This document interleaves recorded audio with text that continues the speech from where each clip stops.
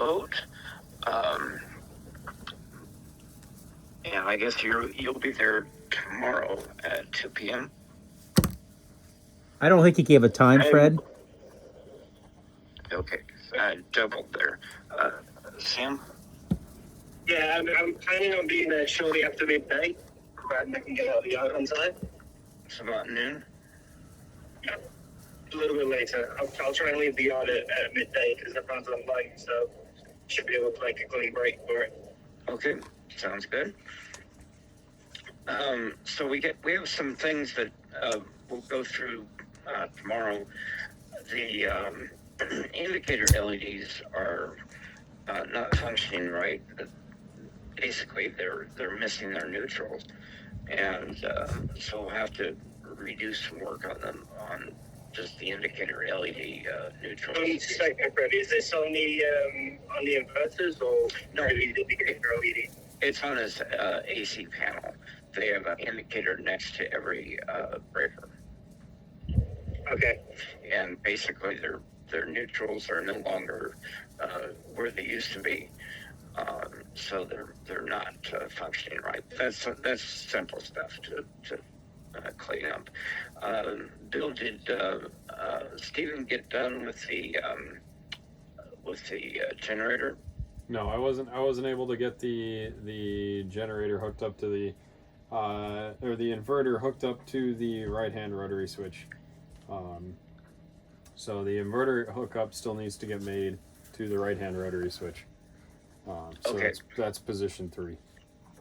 Okay, but positions 1 and 2 are working? Yeah, short 1 and short 2 are both functioning on the right-hand switch, and all 3 positions are functioning on the left-hand switch.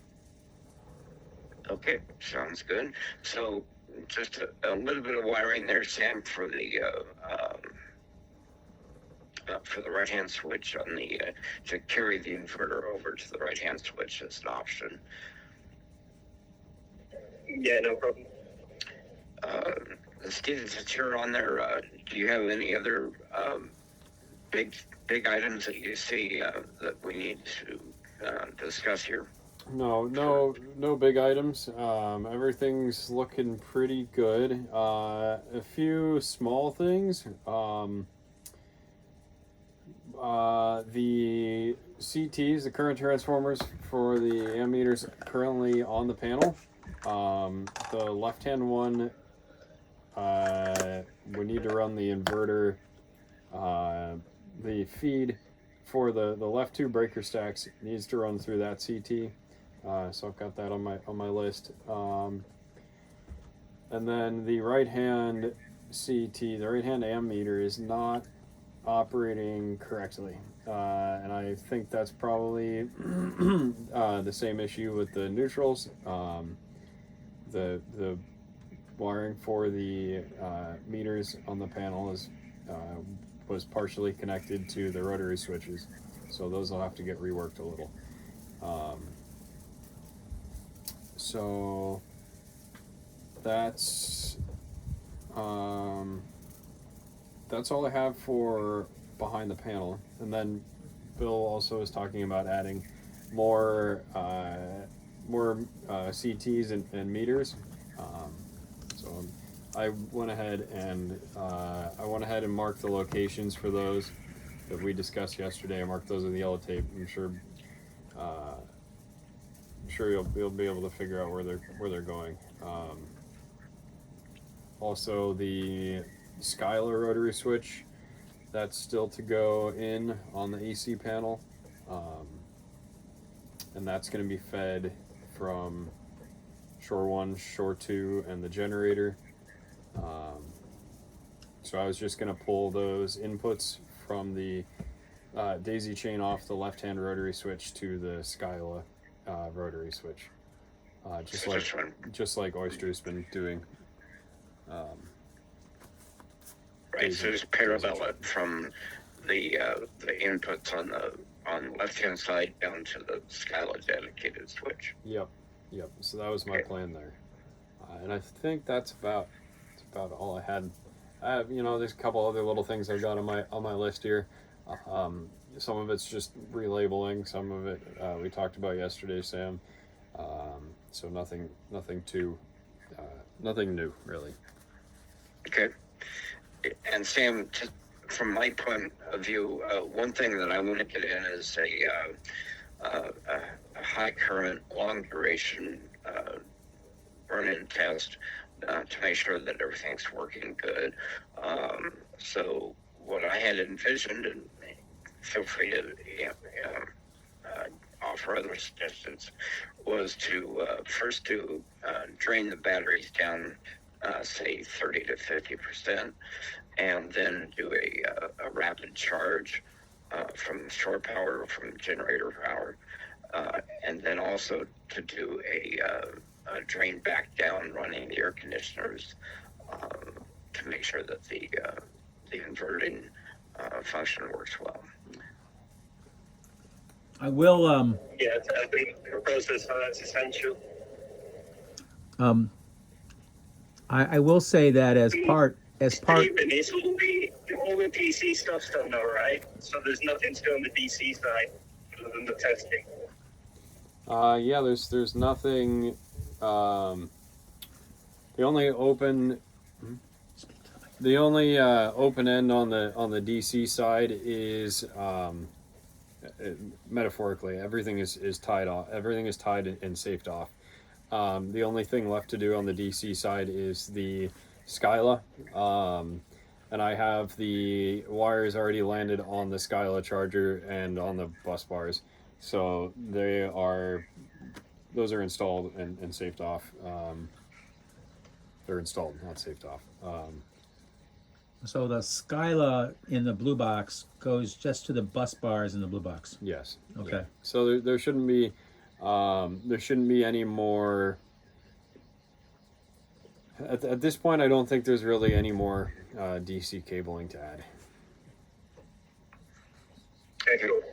And the AC power to get to the Skyla from the Skyla dedicated rotary switch, that line has been run. Yeah, so the plan was just to use what's already there. There's three. There are three conductor bundles back there. There's one for one of the old chargers, and then there's the AC input and an AC output from the old inverter. They are all number 10s, which is appropriate for the Skyla.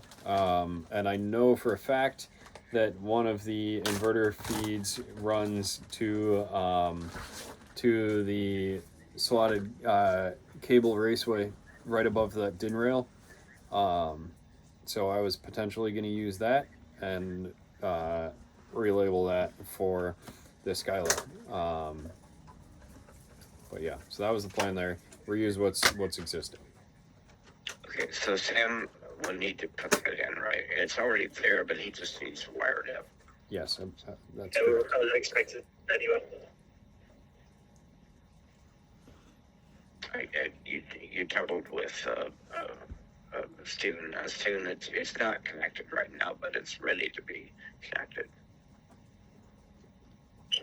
Yeah, Stephen and I spoke about that yesterday or one of the times before, so it's not a surprise. I just wanted to make sure that we're just working on AC and the DC stuff's done. Right. So I don't get confused.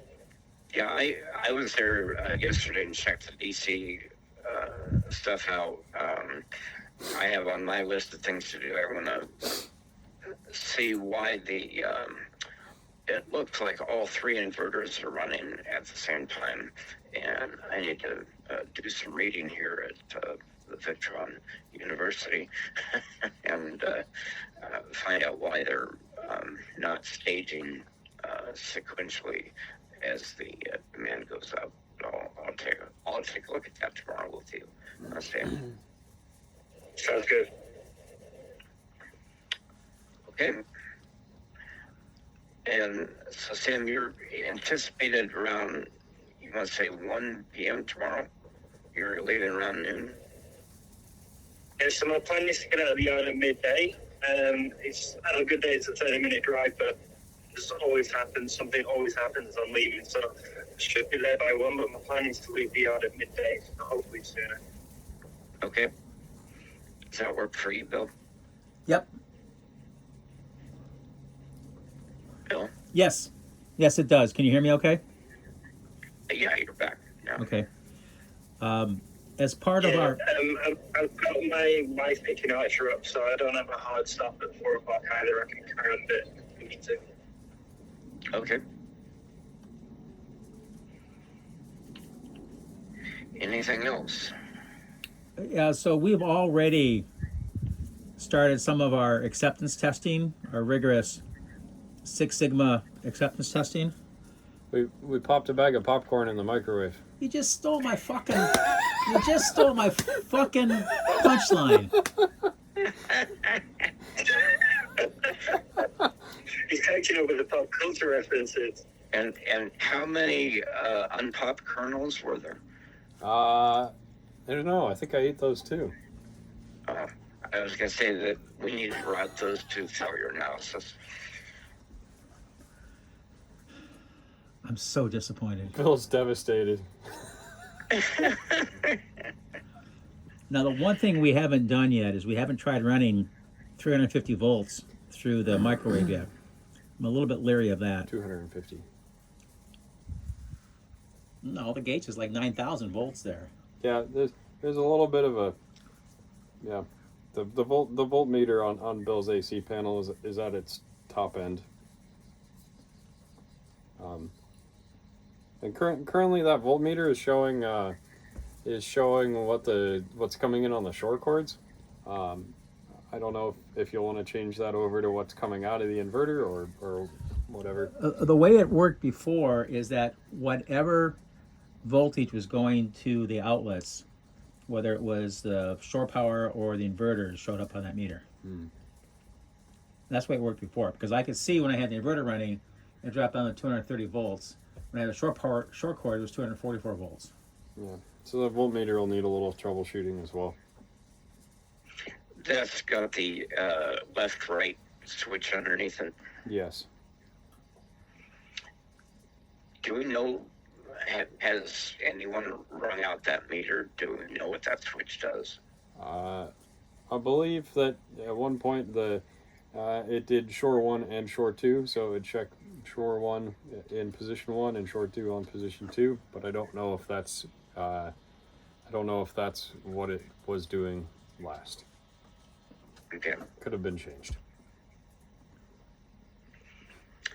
And Bill, did you have a timeline for when you wanted to revamp the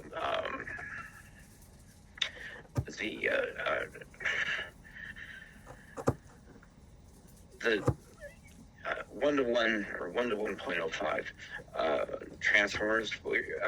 Sam, just FYI, we're talking about how these transformers are pushing the voltage up higher than what we'd really like to see, and toying with the idea of wiring one of them backwards so that it's a step-down transformer instead of a step-up.